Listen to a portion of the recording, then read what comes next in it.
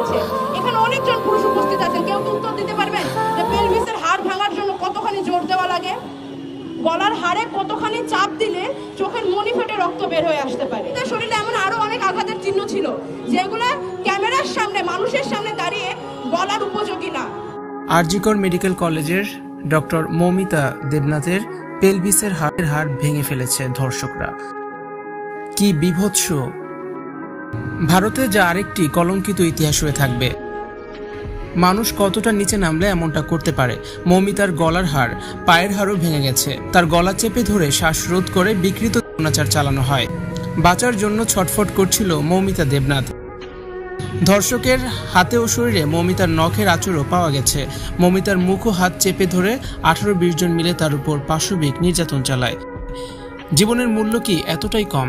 কি দোষ ছিল নিম্ন মধ্যবিত্ত ঘরের মেয়ে মৌমিতা দেবনাথের?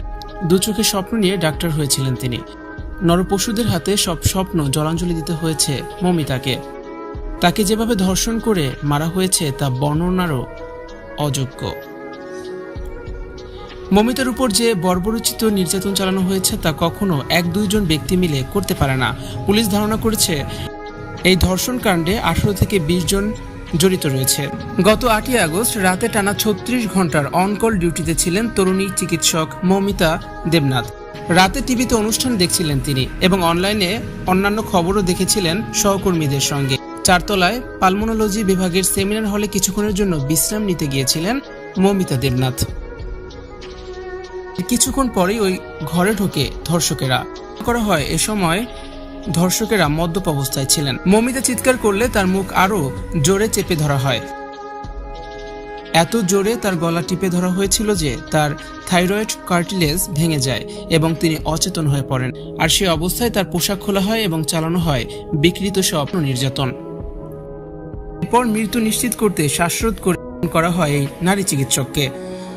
এর পরদিন সকালে জুনিয়র সহকর্মীরা ওই হলের ভিতরেই তার অর্ধনগ্ন মরদেহ পড়তে থাকতে দেখেন। এই ঘটনার সঙ্গে আরও বেশ কয়েকজন জড়িত বলে সন্দেহ করা হচ্ছে। মৌমিতা দেবনাথের শরীরে যে পরিমাণ পাওয়া গেছে তাতে প্রায় 20 জন ধর্ষক জড়িত থাকতে পারে বলে সন্দেহ করা হচ্ছে।